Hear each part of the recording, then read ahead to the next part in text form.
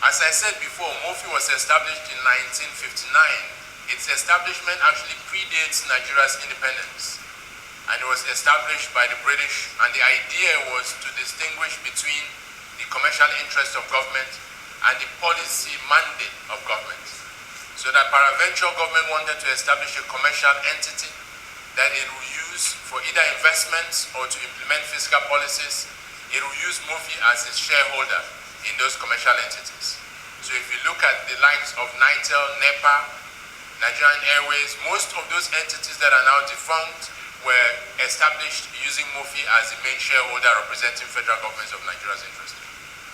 However, there are still entities, and many entities today, where federal government either owns them 100% or federal government is a part owner of those.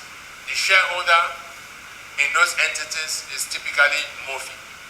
If you take NNPC, the PIA that was passed by this Honorable National Assembly has two shareholders, which is MOFI, Ministry of Finance Incorporated, and MOPI, Ministry of Petroleum Incorporated, owning 50% each. So MOFI is a shareholder in NNPC. If you take Bank of Industry, it's government owned by two shareholders, Ministry of Finance Incorporated and the CBN. We own 60% of it. Family Homes Funds, we also own 51% of it. So there are a good number of these entities that are commercial entities where federal government owns shares in them. So MOFI has shares in those.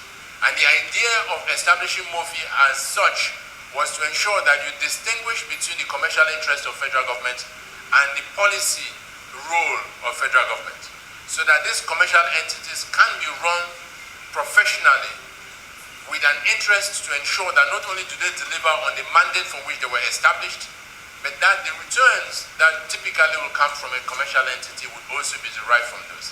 And the capital appreciation that you would get when you buy shares in any entity can also be derived. Unfortunately, for over 64 years, MOFI never existed as a standalone or an operating entity. It was effectively a unit in the Office of the Accountant General of the Federation. So each time government needed to make an investment and needed MOFI to hold that investment, it would be used as an SPV. The record to be kept that MOFI owns this percentage interest in this entity, but there was really no structure in terms of ensuring that these entities would deliver on the returns you would expect from any commercial entity. There was no structure that would guide how these entities are structured, just like any private equity firm would guide its portfolio companies. So last year and the beginning of this year, the last administration made a decision that given the fact that MOFI has not really lived up to the expectation that was had of it, there was a need to restructure it. Because if you take a similar MOFI that was also established in 1959 in Singapore, that eventually became Temasek in 1974, it was the same spirit behind the formation of Temasek that was behind the formation of Nigeria's MOFI. Today, the MOFI in Singapore, which is called Temasek, started with an asset base when they made a decision to distinguish the two of them with $354 million. Today, Temasek, which is MOFI's equivalent in Singapore, has assets under management of at least $300 billion and has presence in over 11 countries and is a major economic driver of the Singaporean economy.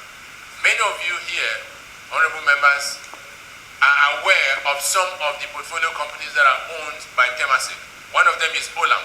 There is hardly anybody in Nigeria who doesn't know about Olam, especially in the agricultural space, or whose activity is not impacted by Olam, right across the entire value chain. If you buy a bag of fish feed, it is likely to be Olam. If you eat rice, it is likely to be Olam. If you have milk products, it is likely to be Olam. But it's owned by Singapore, majority owned by Singapore, which is Temasek. Singaporean Airlines, which is a world-class airline, is also owned by Singaporean Airlines. Standard Chartered, until very recently, was a majority shareholder.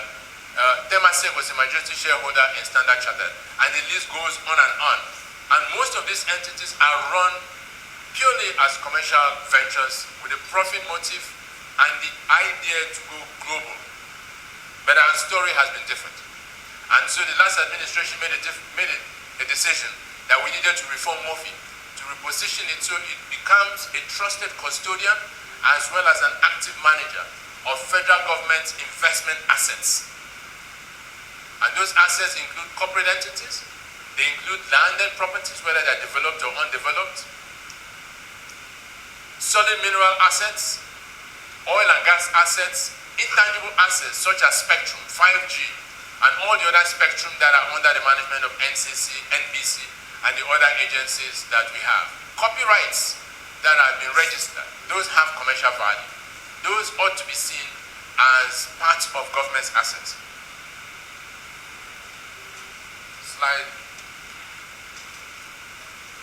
Slide 5, please. So, chairman and members of this distinguished committee, you did ask, how do we contribute to the economic activities of this country? Let me share with you some of them, sirs and madams. The first one is that the new MOFI is expected to provide visibility over what government owns. Today, there's a whole lot of discussion around what government owes. Almost anybody can tell you how much we owe, almost to the last kobo. But if you ask us and ask many people, what is it that government owns? Federal government in particular. Very few people can tell you that. And that clearly is not a position we want to be in. The IMF indicates, based on studies, that if you're able to establish a database of what you own and have a strategy to effectively manage that, you are likely to have assets under management that are twice the value of your GDP.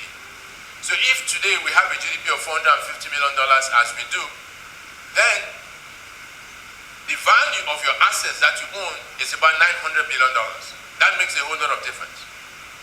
It also says that if you're able to bring under your purview the assets that you own and you're able to optimize them to generate revenues, you're able to generate revenues that are equivalent of 3% of your GDP. And that is quite significant. So ideally, when we have conversations around those who contribute to revenues of the nation, MOFI should be a major player in those conversations and should be expected to contribute towards that discussion. Yes, today some of our portfolio companies are contributing towards that. But it is incidental, it is coincidental, it is not deliberate, it is not intentional. And we need to change that. And I think that is an area where this honorable committee can support in ensuring that there is a heightened and an increased level of understanding of the role of government investments in contributing to revenues by providing that visibility. The second area is ensuring that whenever federal government makes an investment, those investments need to deliver sustainable risk-adjusted returns. Because every time you make a decision to invest somewhere, it's an opportunity cost. You could have used that money to do something else. So if you're investing in a commercial venture, then it is the responsibility of government to ensure that those investments are delivering returns, either in terms of capital appreciation of the shares you own and dividend payments from the profits that are generated from that business. The third is unlocking liquidity from federal government's idle assets.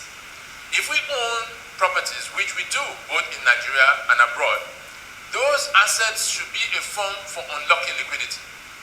If we own oil and gas assets, which we do, then those oil and gas assets should be a form for unlocking liquidity.